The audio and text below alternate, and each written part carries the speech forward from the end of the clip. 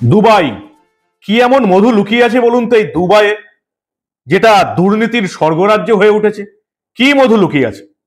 এখন অব্দি যতটুকু খবর পাওয়া গেছে চুরি এবং দুর্নীতির, ইডি এবং সিবিআই সূত্রে প্রত্যেকটার সঙ্গে দেখছি দুবাই কানেকশন। যাদের বিরুদ্ধে অভিযোগ উঠেছে এখনো গ্রেপ্তার হয়নি, গ্রেপ্তার হব হব করছে, তিহার যাব করছে, তারাও দুবাই যাচ্ছে। যারা ইতিমধ্যে বিভিন্ন দুর্নীতিকাণ্ডে গ্রেপ্তার হয়ে জামিন পেয়েছে তারাও দুবাই যেতে চাইছে। কি মধু লুকিয়ে আছে বলুন তো দুবাইয়ে? দুবাই কি তৃণমূল জমানায় অপরাধের স্বর্গরাজ্য হয়ে উঠেছে? ঠিক কি হলো, কেন এ কথা বলছি, এই প্রশ্নটা কেন তুলছি, যে দুবাইয়ে দুর্নীতির মধু কি লুকিয়ে আছে, সবটা বলবো আপনাদের। এই প্রতিবেদন শেষ অবধি দেখুন। আমি মানব, দ্য নিউজ বাংলায় আপনাদের স্বাগত জানাচ্ছি। কেন এই প্রতিবেদন করছি? এই প্রতিবেদন করার প্রথম কারণ হচ্ছে যে এই যে রেশন দুর্নীতি কাণ্ড, ইডি যেটা বলছে যে এই রেশন দুর্নীতি কাণ্ডের টাকা হাওয়ালার মাধ্যমে কখনো বাংলাদেশ হয়ে দুবাইয়ে গেছে। আর তারপরেই আমরা দেখতে পেলাম যে এই রেশন দুর্নীতি কাণ্ডে 3 জনের জামিন হয়ে গেল। আপনারা জানেন যাদের বিরুদ্ধে মারাত্মক সব অভিযোগ উঠেছিল, বাকিবুর রহমান, তৃণমূলের নেতা শঙ্কর আড্ড এবং ব্যবসায়ী বিশ্বজিৎ দাস, 3 জনেরই জামিন হয়ে গেছে। কিন্তু অদ্ভুত ব্যাপারটা কোথায় জানেন? জামিন পাবার পরেই এই বিশ্বজিৎ দাস ব্যবসায়ী, সে আদালতে আবেদন জানিয়েছিল যে আমি দুবাই যেতে চাই, মহামান্য হাইকোর্ট, মহামান্য স্যার, মাই লর্ড, আমি দুবাই যেতে চাই, আমাকে অনুমতি দেয়া হোক। আদালত অনুমতি দিয়েও দিয়েছে। এবার বাকিবুর রহমান আজকে ব্যাংশাল কোর্টে গিয়ে আবেদন জানিয়েছেন, মাই লর্ড, মহামান্য হুজুর, আমিও দুবাই যেতে চাই, আমার বিভিন্ন ব্যবসার কাজ আটকে আছে, আমাকে দুবাই যাওয়ার অনুমতি দেওয়া হোক। বিশ্বজিৎ দাসের বেলায় ইডি নাকি জানতেই পারেনি, আটকায়নি। বাকিবুর রহমানের বেলায় এবার ইডি চোখে সর্ষে ফুল দেখছে এবং ভাবছে কি হলো, সবাই কেন দুবাই যাচ্ছে, তাই ইডি এবার আটকেছে। এই মামলার শুনানি শুরু হবে যে বাকিবুর রহমানকে দুবাই যাবার অনুমতি দেওয়া হবে কি না। জামিন পাওয়ার পরেই বিশ্বজিৎ দাস, বাকিবুর রহমান সবাই দুবাই যেতে চায়। কি এমন মধু লুকিয়ে আছে বলুন তো? শুধু যদি এখানেই শেষ হতো তাহলে এই প্রতিবেদন আমি আপনাদের জন্য আনতাম না। ভালো করে শুনুন এবার দুবাই কানেকশনটা ঠিক কোথায় কোথায় বিস্তৃত আছে। এই যে কসবা কাণ্ড, যাকে গ্রেপ্তার করা হয়েছে, আফরোজ খান ওরফে গুলজার, দুবাই গিয়েছে, তারও ব্যবসায় আছে দুবাইয়ে। আপনারা মহুয়া মৈত্রের কথা শুনেছিলেন, তার বিরুদ্ধে ওই যে তার যে লোকসভার যে অ্যাকাউন্ট, সেটা দুবাইয়ে বসে অপারেট হয়েছিল।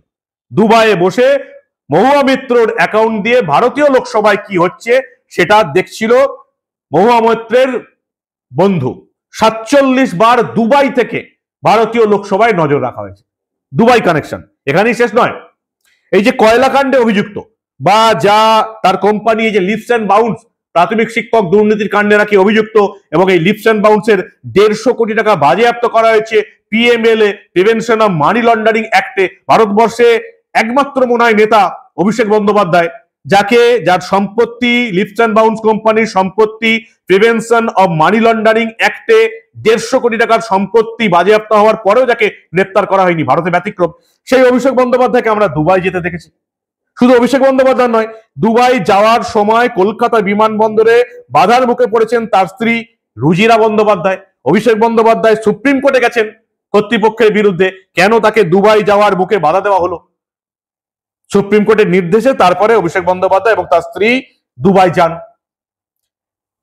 কয়লা পাচারের তদন্ত শুরু হওয়ার আগেই দুবাই পালিয়েছিল কে? ফান্ডম্যান বিনয় মিশ্র। ইডি এবং সিবিআই বলছে যে সময় সিবিআই ইডি বিনয় মিশ্রের বাড়িতে তল্লাশি চালাচ্ছে তখন সে দুবাইতে বসে। 3.5 মাস আগেই যখন ইডি সিবিআই তদন্ত শুরু করে, তার আগেই দেশ ছেড়ে সে দুবাই চলে যায়। এখন তো দুবাই থেকে সে কোথায় একটা ভানুতিয়া না কি একটা দ্বীপে সে আশ্রয় নিয়েছে। বিনয় মিশ্র দুবাই। এখানেই শেষ নয়, কয়লা বাজার থেকে গরু পাচার কাণ্ড, সিবিআই ইডি যা যা তদন্ত করেছে, যা যা হাইকোর্টে বা সুপ্রিম কোর্টে রিপোর্ট দিয়েছে, প্রত্যেকটাতেই এই দুবাই কানেকশন। কালো টাকার সেফ হেভেন, একদম সেফ স্বর্গরাজ্য হচ্ছে দুবাই। এবং তৃণমূল জমানায় এই দুবাই নামটা বেশ কয়েকবার উঠে এসছে। শুধু তাই, এই কয়লা পাচার কাণ্ডে গড়িয়ার একটা ফ্ল্যাটে হানা দেন ইডি আধিকারিকরা। জানা গিয়েছে অভিযুক্ত এই ব্যবসায়ী ফ্ল্যাটে থাকতেন, তার বাবা ইসিএল এর কর্মী। দুজনের নামই কয়লা পাচারে জড়িত থাকার অভিযোগে উঠে এসছে এবং তারা জানা গিয়েছিল যে ইসিএল অর্থাৎ সরকারি যে ইসিএল তাদের কর্মীদের কাজে লাগিয়ে এই কয়লা পাচার হতো। এবং এখানেও এই যেটুকু জানতে পেরেছিল ইডি সিবিআই আদালতে যেটা রিপোর্ট দিয়েছিল যে দুবাইয়ে নিয়মিত যোগাযোগ ছিল এই দুই ব্যক্তির কয়লা পাচারে। ভাবুন, কয়লা পাচার, গরু পাচার, রেশন দুর্নীতি, শিক্ষকের নিয়োগ দুর্নীতি, কানেকশন দুবাই, সবাই দুবাই ছুটছে। দুবাইয়ের হোটেলে নাকি এই কয়লা পাচারের টাকা খাটতো। রেশন দুর্নীতি মামলার তৃতীয় যে সাপ্লিমেন্টারি চার্জশিট ইডি জমা দিয়েছিল এবং সেখানে তারা দাবি করেছিল যে 2014 থেকে 17 সাল পর্যন্ত মোট 350 কোটি টাকা দুবাইয়ে পাঠানো হয়েছে। কখনো বাংলাদেশের মাধ্যমে হাওয়ালার মাধ্যমে বাংলাদেশ হয়ে এই বিপুল টাকা পাচার হয়েছে।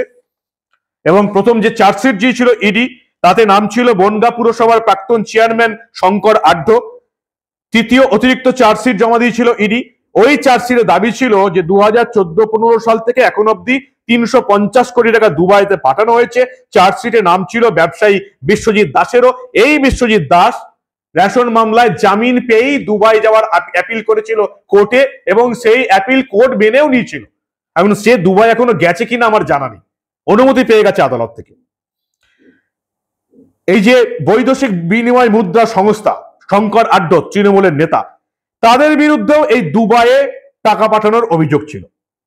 বিশ্বজিতের আইনজীবী ইডির অভিযোগ অস্বীকার করে বলেছিলেন রিজার্ভ ব্যাংকের নিয়ম অনুযায়ী আমদানি রপ্তানির ব্যবসায় এই টাকা বাংলাদেশে দুবাইয়ে গেছে। স্বীকারও করে নিয়েছে টাকা দুবাইয়ে গেছে বিশ্বজিৎ দাস। তারপরেও সে রেশন দুর্নীতি কাণ্ডে জামিন পাবার পর দুবাই যাবার আবেদন করলো, কোর্টের অনুমতিও পেয়ে গেল। এবার আরেক অভিযুক্ত বাকিবুর রহমান, সেও ব্যাংসাল কোর্টে আবেদন করেছে ধর্মাবতার আমাকেও দুবাই যাওয়ার অনুমতি দেওয়া হোক, ব্যবসা আছে।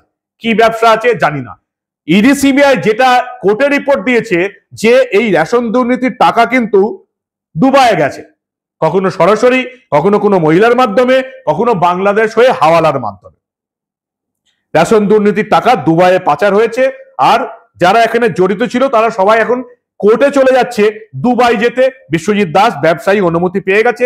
বাকিবুর রহমানকে আপাতত টনক নড়েছে ইডির, তারা এখন এই বাকিবুর রহমানকে আটকাতে আপাতত ব্যাংসাল কোর্টের শরণাপন্ন হয়েছে। ইডি অভিযোগ করেছিল হাওয়ালা মারফত বিদেশে টাকা পাচারের ক্ষেত্রে সবচেয়ে বেশি ব্যবহার করা হয়েছে কলকাতাকে এবং এই কলকাতা হয়ে কখনো বাংলাদেশ হয়ে সরাসরি দুবাইয়ে টাকা গেছে।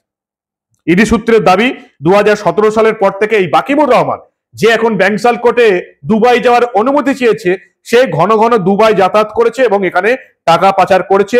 বাকিবুর রহমান জ্যোতিপ্রিয় মল্লিকের একেবারে ঘনিষ্ঠ ছিল, ফলে জ্যোতিপ্রিয় মল্লিকের টাকা নাকি কলকাতার অফিস থেকে হাওয়ালার মাধ্যমে কখনো দুবাইয়ে পাচার করেছে, এমনটাই ইডি সিবিআই এর অভিযোগ ছিল।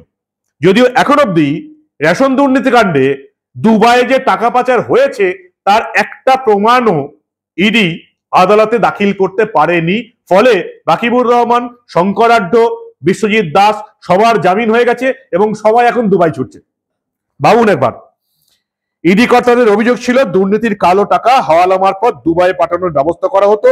দুবাইয়ে গিয়ে নামে বেনামে ভুয়ো সংস্থা খুলে ওখানে টাকা জমা করতেন এই বাকিবুর রহমান এবং তার সঙ্গী সাথীরা। পরে সেই টাকা একাধিক বিনিয়োগ সংস্থায় বিনিয়োগ করা হতো, বেশিরভাগ ক্ষেত্রে হোটেল ব্যবসায় বিনিয়োগ করা হতো, এমনটাই রিপোর্ট দিয়েছিল ইডি আদালতে। আমি বলছি না, ভাবুন কি অবস্থা। এতগুলো লোক যাদের সঙ্গে দুবাই কানেকশন রয়েছে, কেউ গ্রেপ্তার হয়েছে, কেউ গ্রেপ্তার হয়নি, কেউ গ্রেপ্তার হওয়ার পর জামিন পেয়েছে, সবাই ছুটছে দুবাই। নেতাজি সুভাষচন্দ্র বসু ভারতবর্ষকে স্বাধীনতা করার জন্য চলো দিল্লি ডাক দিয়েছিল, দিল্লি চলো। এখন তৃণমূল জমানায় সবাই দেখছি দুবাই চলো ডাক দিচ্ছে। আর ইডি সিবিআই সেটা দেখার পরেও তাদের নাকের ডগা দিয়ে এরা দুবাই যাওয়ার অনুমতি পেয়েও যাচ্ছে। বিশ্বজিৎ দাস ব্যবসায়ী দুবাই যাওয়ার অনুমতি পেয়ে গেছে। বাকিবুর রহমান আজকে অ্যাপিল করেছে ব্যাংসাল কোর্টে। ইডি আপাতত আটকানোর চেষ্টা করছে, আমি জানি না কি হবে। একজন দুবাই যাওয়ার অনুমতি পেয়েছে মানে বাকি সবাই পাবে। সবাই দুবাই ছুটছে কেন বলুন তো? কি এমন মধু লোকানো আছে? তৃণমূল জমানায় কি দুর্নীতির যাবতীয় মধু দুবাই আছে? কি বলেন আপনারা? আপনাদের মূল্যবান এবং গুরুত্বপূর্ণ মতামত জানান দা নিউজ বাংলার কমেন্ট সেকশনে। আর দেখতে থাকুন দা নিউজ বাংলা। আমরা আবার এই ধরনের দুবাই কাণ্ডের কোনো ঘটনা চেপে রাখতে দেব না।